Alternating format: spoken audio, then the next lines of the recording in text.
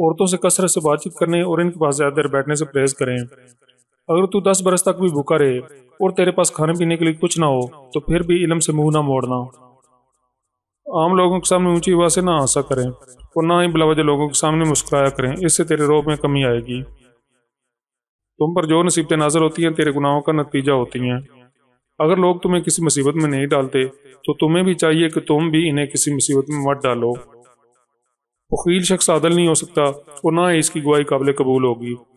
گھٹیا اور ذلیل لوگوں سے دوستی مت کرو، زیادہ ہنسنے سے دل مردہ ہو جاتا ہے۔ اپنے پڑوسیوں کی جانب سے ملنے والی تکلیف کو برداشت کرو اور ان کے ساتھ بھلائی کرو۔ روزانہ قرآن مجید کی تلاوت کیا کرو اور اس کا ثواب نبی پاک صلی اللہ علیہ وسلم، اپنے والدین، اساتذہ اور تمام مسلمانوں کو پہنچایا کرو۔ اپنے دشمن سے زیادہ دوستوں کی شر سے ڈرو، اس لیے کہ لوگوں کی عادات میں بکثرت خرابیاں ہیں۔ تمہارے دشمن تمہیں دوستوں کے ذریعے ہی نقصان پہنچائیں گے۔ جس بات کے جاننے کی ضرورت ہو اس کے جاننے میں شرم مت محسوس کرو۔ جب تمہیں اس بات کا یقین ہو جائے کہ تمام اہل خانہ کی ذمہ داری اٹھا سکتے ہو تو فوراً شادی کر لو۔ وہ انسان کبھی ناکام نہیں ہوتا جو اپنے 4 راز چھپا کر رکھے: اپنا مال، اپنی دولت، اختلاف رائے کی صورت میں اپنا موقف، اپنے آنے جانے کے اوقات سفر۔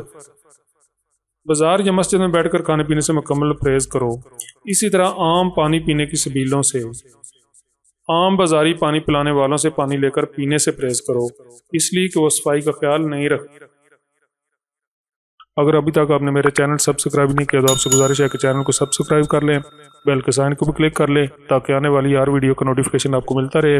اور اس کے علاوہ ان ویڈیوز کو اپنے دوستوں کے ساتھ فیس بک پر، واٹس ایپ پر بھی شیئر کیجیے گا اور کمنٹس بھی ضرور کریں۔ شکریہ۔